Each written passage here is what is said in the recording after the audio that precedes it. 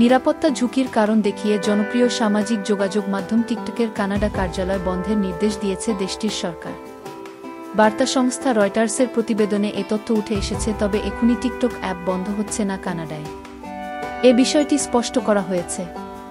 কানাডার শিল্পমন্ত্রী François Philip শোপা বলেন, টিকটকের চীনা মালিকানা প্রতিষ্ঠান বাইটড্যান্স সম্পর্কিত সম্ভাব্য জাতীয় নিরাপত্তা ঝুঁকি মোকাবেলার সিদ্ধান্ত নিয়েছে তার প্রশাসন, যে কারণে টিকটকের কানাডা কার্যালয় বন্ধ করার নির্দেশ দেওয়া হয়েছে। তবে কানাডার নাগরিকদের টিকটক ব্যবহার করার বা এতে কন্টেন্ট তৈরি করার অধিকার খর্ব করবে না সরকার। একটি সামাজিক যোগাযোগ মাধ্যম ব্যবহার করা বা না করা সবার ব্যক্তিগত সিদ্ধান্ত, বলেন শোপা। ইতোমধ্যে ভারত, আফগানিস্তান, ইরানের মতো বেশ কিছু দেশে টিকটক অ্যাপ নিষিদ্ধ করা হয়েছে। নিরাপত্তা ঝুঁকির জন্য যুক্তরাষ্ট্র, যুক্তরাজ্য, নেদারল্যান্ডস, অস্ট্রেলিয়া, নিউজিল্যান্ডের মতো বেশ কিছু দেশ তাদের সরকারি কর্মকর্তাদের টিকটক ব্যবহারে নিষেধাজ্ঞা দিয়েছে। যুক্তরাষ্ট্র স্থায়ীভাবে টিকটক নিষিদ্ধে কংগ্রেসে একটি বিল পাস করেছে। চীনের সবচেয়ে ধনী ব্যক্তি হলেন টিকটকের প্রতিষ্ঠাতা ঝাং।